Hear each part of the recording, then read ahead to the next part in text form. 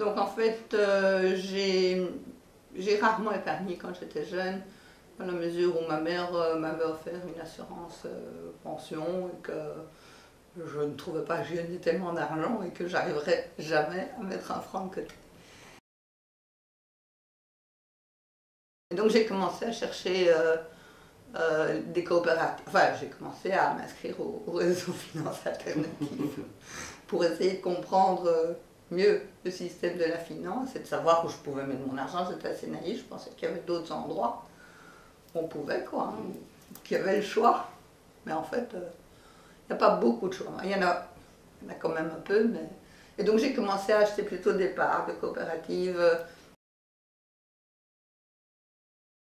Mais c'est un peu schizophrène. On parle, le Belge est un des plus gros épargnants d'Europe. On a 254 milliards d'euros, enfin plus ou moins, sur les comptes d'épargne, hein, c'est même pas tous les investissements. Donc là c'est du délire, sûrement beaucoup plus.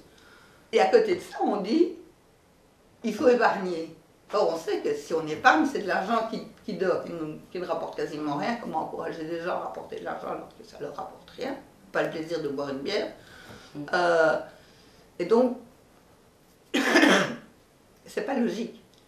Alors, soit on rend l'épargne intéressante, avec des projets ciblés, je pense que ça pourrait aider les gens.